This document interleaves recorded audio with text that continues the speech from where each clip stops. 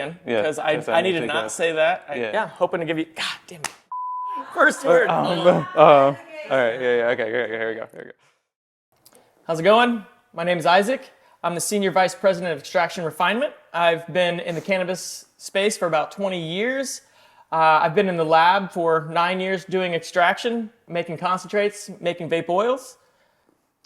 What's up, y'all? I'm David. I'm a manager of solventless extraction. I've been in the cannabis industry for 8 years now, doing extraction processes of hydrocarbon, ethanol, and solventless extractions all around the United States.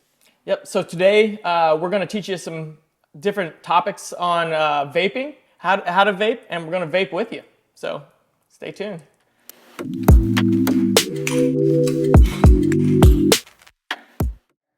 So there's a lot of different types of hardware out there. They include all-in-ones, which can be a full all-in-one that looks kind of like a pod. There's an all-in-one that can be a pin-shaped. And there's also different carts that go with different batteries that are 1 gram 510 carts or a half gram 510 cart.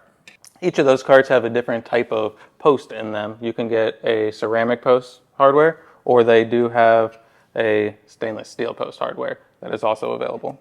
Addition to the different types of interior hardware or materials, we also have different types of oil that can go into these carts. Right? There's live resin, there's live rosin, there's distillate, there's BDT, which is botanically derived terps with distillate. There's also CDT, cannabis-derived terps with distillate. And all these types of oils can go into the different hardware, and they work very similarly and will give you a vapor experience that is pleasant. They're different spectrum of price point and flavor profile. So Isaac, you mentioned different types of oil that can go into these vape carts. Let's talk to them about the different types of oil that you can experience in these. One of the most prevalent oils out there is distillate oil. Distillate oil is made when we do an extraction and we refine the oil to only have Delta-9 THC and some minor cannabinoids in it. Sure. One of my favorite oils that go into the vapes are live rosin oil, which is taking your fresh pressed live rosin, fully decarboxylating it, and putting it into that vape cart. You're getting that full spectrum effect to it, and you're getting a great flavor. Yeah, it's one of my favorites as well. Full spectrum really gives the full profile of the strain and the robustness of the plant itself. Yeah. Talking about the different terpenes, do you want to go a little bit into botanical terpenes? So botanical versus cannabis-derived terp vapes.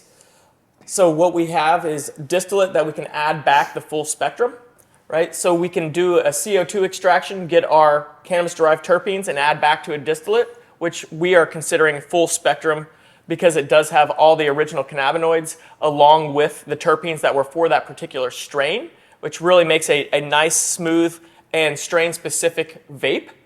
Addition to that, we have our distillate with botanical terps, where we're adding back botanically derived terpenes from actual other plants. We buy those terpenes and we add it with a distillate oil to make a pleasantly tasting oil. We can also do different flavors. So flavonoids can be added back to the distillate as well and give you more of your watermelon flavors, your grape flavors, any sort of candy sort of flavor we can make with botanically derived terpenes. So one of the big questions is, does the color of the oil really determine if the oil is good or not? The infamous question of color quality. So taking a little deep dive into the color quality, it comes back to the type of your oil, the way your oil was extracted, the strains. There's so many different variables that go inside how your oil comes out and the color of your oil. Quality and color don't always equal the same thing. Distillates usually come out light. Full spectrum oils, like our live rosin vapes, could come out a little bit darker, but that does not necessarily determine the quality.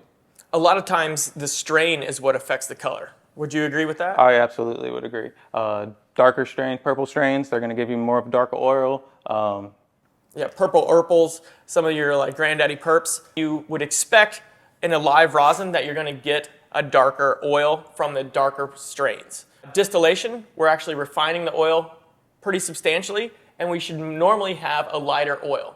Depending on the terpenes that we are adding back to that oil, it can oxidize the oil and give you a variation in color. Sure. Also, seasonal growth of the strains that we're actually processing will change the oil as well. So Isaac, another thing I wanted to mention about carts, this headspace here, is this normal? Am I missing oil? a lot of people are worried that the air bubble looks like they're not getting a full cart. In reality, we fill all the carts to a precise amount using a calibrated machine. So when it says a half a gram, we're putting in exactly a half a gram. When it says a full gram, we're putting in a full gram. But you get that head space on the top because the oil will wick into the core, and that's what actually is allowing you to have that vapor. So what you're saying is that oil is precisely measured to exactly the volume designed for these carts, and that headspace just comes in as the oil soaks into that core. It's always going to be the same. Okay. And if you think that it's low, Yep. it's probably because it's wicked in further than other carts. Yeah, so I'm not missing oil. Yep, you're not missing any oil. Great.